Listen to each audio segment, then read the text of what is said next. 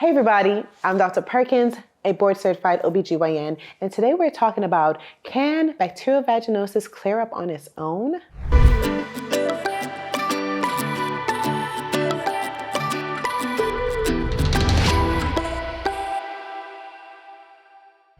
So by the end of this video, we're going to dive into bacterial vaginosis, what it is, its symptoms, diagnosis as well, and we will talk about best treatment options for BV and does it clear up on its own?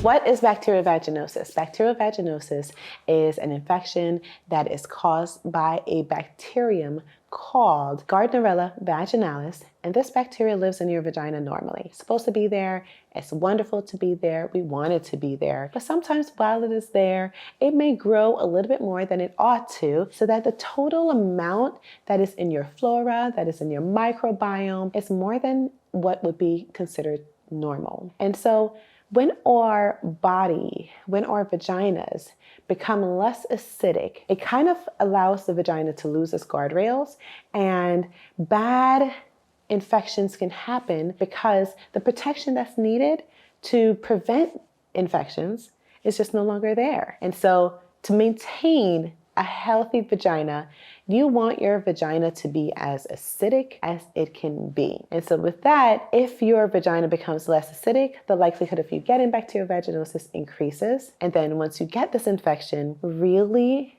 know that it can clear up on its own. Yay!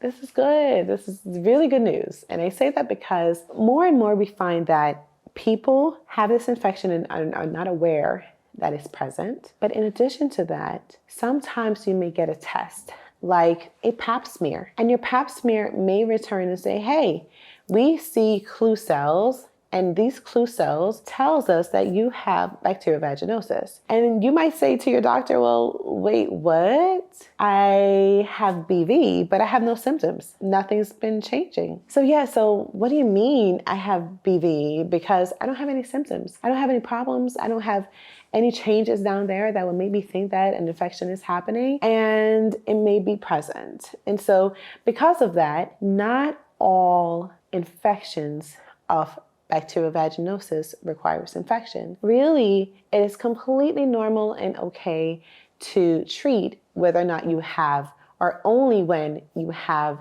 symptoms. That's for you to decide and for you to discuss with your provider as well. What we do know is that while you have this infection, it makes you more susceptible to getting other infections, such as STIs like gonorrhea or chlamydia or trichomonas, or even bigger infections or diseases such as HIV and AIDS. We know that things will transmit through the vaginal space much more quicker when your vaginal pH is higher than it should be, and when you have an overgrowth in this bacteria as well. With that, it is recommended that you get treatment as needed so that you can just return to a normal state of being down there. Vaginas are very, very, very sensitive. And because they're so sensitive, I think of them as the tissue that's present in the vaginal space is very similar to that of your inner cheek inside your mouth, right? So think of this. When you wake up in the morning and you're doing your normal morning hygiene, you're brushing your teeth and all, when you brush your teeth, you're not brushing the sides of your cheeks as well, right? It's not a part of the protocol. You're brushing your teeth only. And the reason is this inside area of your mouth actually cleanses itself on a regular basis. So we don't need to scrub it with anything. The vagina is the same way. It has the same tissues very similarly, and it's so sensitive that you do not need to scrub it and aggravate it and wash it and do 1,000 things to it, because it's very sensitive there.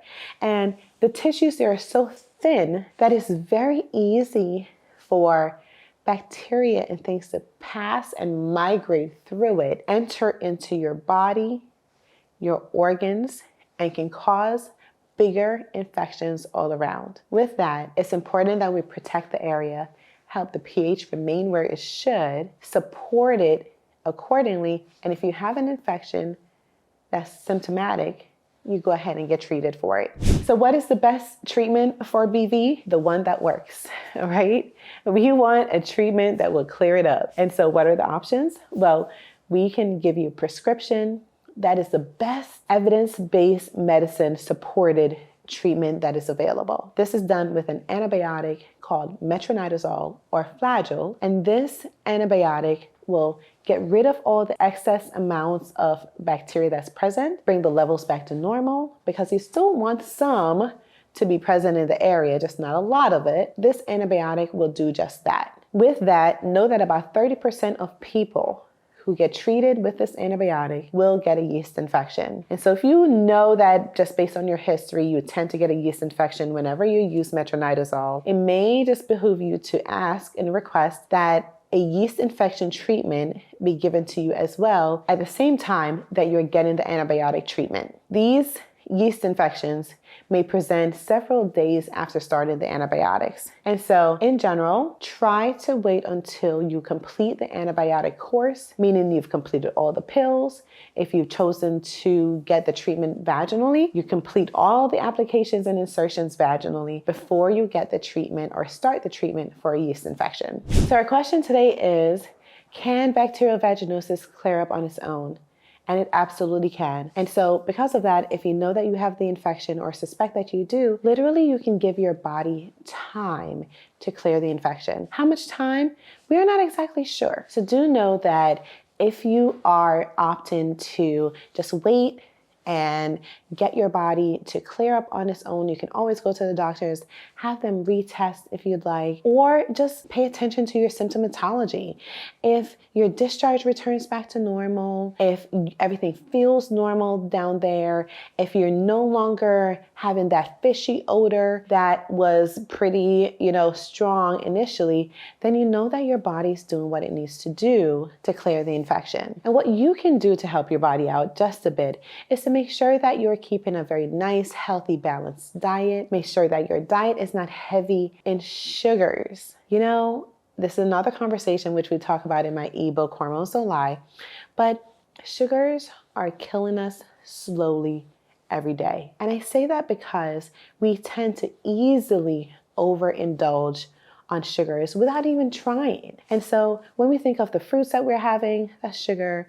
When we think of the white carbohydrates that we eat, rice, pasta, potatoes, all of that is broken down in our bodies as sugar. And then when we think of the sugars that we put in our lattes and our teas and our coffees and our juices and sodas that we're drinking, there is a ton of sugar everywhere. And research has shown that vaginal infections, such as bacterial vaginosis and yeast infections, tend to be present more often in people with higher sugar content on a daily basis. And so the way that you support your body and your system so that it can be its best is to reduce those sugars. You want to stay active, keep a balanced diet. That way your body has everything that it needs to function normally and clear these infections well. Now, if waiting 3 to 4 weeks is just not an option for you, then absolutely opt for treatment with an antibiotic. So on that note, I would love to offer you a free version of my ebook, Hormones Don't Lie, as I mentioned earlier, by clicking the link below this video. That will take you over to my website. You can sign up for my newsletter as well. You can read the blogs. You can do a lot, but really, I want you to get a free copy of my Hormones Don't Lie ebook so that you can learn about your hormones and how to best help your body do its best for you. Thank you so much for being here. I am Dr. Perkins again, a board certified OBGYN, and it's my pleasure to share this information with you. I hope you enjoyed, and I hope you'll be around for the next video. Thanks for being here.